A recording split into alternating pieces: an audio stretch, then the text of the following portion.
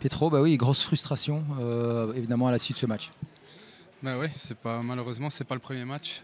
Ça fait 5 matchs qu'on joue et à part à Westerlo, ça fait 4 matchs qu'on est déçus. On se retrouve dans les derniers. Je pense qu'on devrait être, dans le haut de tableau et sur des petits détails, sur un manque de concentration. À chaque fois, on prend un but, ça fait 2 fois. Mais la dernière fois à Louvain, contre Louvain ici. Et maintenant, pareil ici contre Malines. À mon avis, ça ne nous a pas servi de leçon. Voilà, pour le moment j'ai envie de dire, il n'y a rien, on leur laisse rien tout le match on leur laisse rien, 1 ou 2 occasions, et sur les seules occasions c'est toujours but. On n'a pas ce brin de chance qui est là avec nous pour le moment, je pense qu'on est dans le positif, il faut continuer comme ça, surtout relever la tête et voilà, rester sur cette deuxième mi-temps qu'on a fait, le même état d'esprit, avec cet état d'esprit là, je pense qu'il n'y aura pas trop de problèmes. L'état d'esprit que Pietro Bridikidze lui a, hein. On vous a vu pendant tout le match gagner tous les duels de la tête et puis finalement il y a ce but de la tête aussi. Mais ouais, mais il n'y avait pas que moi. Première mi-temps, on était à côté, on avait, je ne sais pas ce qu'il y avait, peur de jouer, je sais pas, on n'arrivait pas à jouer et voilà, deuxième mi-temps on a commencé à jouer notre football, on était plus présent sur les deuxièmes ballons, la ligne défensive était plus haute et voilà, c'est plus facile.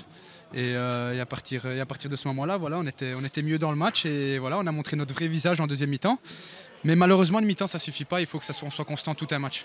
Comme vous dites, il faut s'appuyer sur cette deuxième mi-temps. Il faut s'appuyer sur cette deuxième mi-temps, oui, ça c'est clair. Mais comme je le dis, voilà, il faut s'appuyer sur cette deuxième mi-temps tout un match, 90 minutes. Pas 45 minutes contre des équipes comme Malines.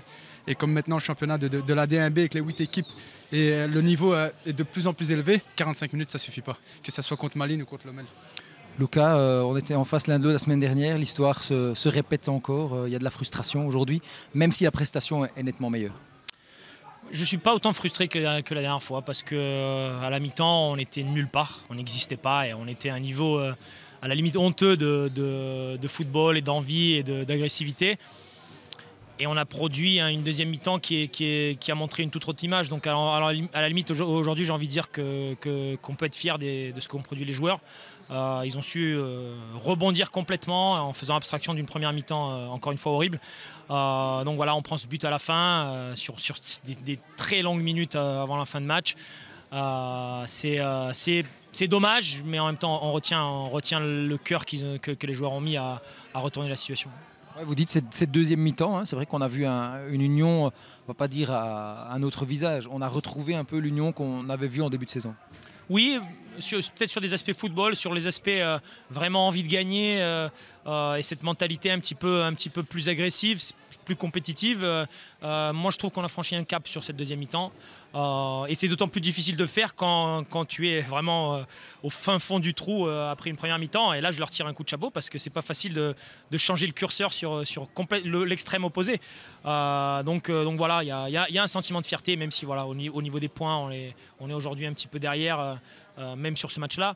Mais tout le club peut être fier de ce que les joueurs ont accompli.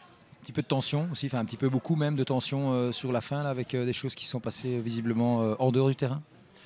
C'est des matchs qui sont très demandeurs sur l'aspect compétitif, donc il y a beaucoup de tension. Voilà, on est un club, on a un environnement où on veut voir des familles qui viennent au stade et voir un beau match de foot.